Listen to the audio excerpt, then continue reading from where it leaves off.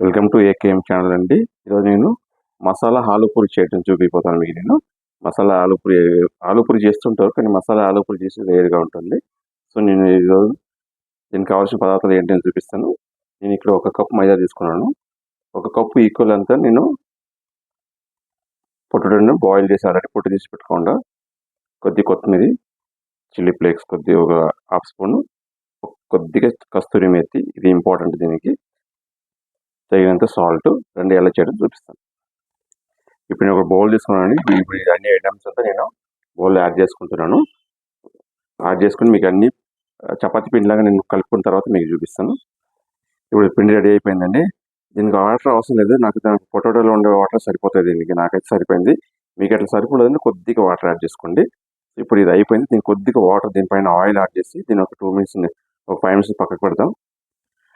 పిండి రెడీ అయిపోయిందండి. ఇప్పుడు ఇది చూడండి, చాలా సాఫ్ట్గా ఉంది. మీకు ఇది చేతికి కూడా అంటుకోదు. ఇప్పుడు మంచి పదంగా వచ్చింది. ఇప్పుడు మనం పూరీలు చేసుకుందాం. సో నేను పూరీలు చేసుకున్నాక ఇక్కడ నేను ఆల్రెడీ పిండి మైదా ప్లస్ నేను బియ్యం పిండి మిక్స్ చేసుకున్నాను. ఎందుకంటే మైదా బియ్యం పిండి మిక్స్ చేయడు, ఆ బియ్యం పిండి క్రిస్ప్నెస్ మీకు పైకి మనం చల్లించుకొని మనం చపాతీ లాగా అట్టుకుంటాం కాబట్టి అప్పుడు ఆ క్రిస్పీనెస్ చాలా మంచిగా వస్తుంది. కాబట్టి నేను దీనిలో హాఫ్ మైదా హాఫ్ బియ్యం పిండి మిక్స్ చేసుకున్నాను. రండి ఎలా చేయడం చూపిస్తాను. సో మసాలా ఆలుపూరి రెడీ అయిపోయిందండి. చాలా టేస్ట్ కూడా, మీరు అలాగే తినచ్చు. దీనికి సైడ్ డిష్ ఏం అవసరం లేదు. మీరు సైడ్ డిష్ కావాలంటే మీరు ఏం పెట్టుకుంటారు, మీకు దీనికి కాంబినేషన్ బాగానే ఉంటుంది. చట్నీ, పచ్చడిలో ఏం పెట్టుకుంటారో మీరు, లేకపోతే టమాటా కర్రీ ఏం తీసుకుంటే బాగుంటుంది దీనికి. మీరు కూడా ఇలాగే ట్రై చేయండి. ట్రై చేసి టేస్ట్ ఎలా ఉంది నేను కమెంట్ చేయండి. మా ఛానల్ సబ్స్క్రైబ్ చేయండి, లైక్ చేయండి, షేర్ చేయండి. బాయ్.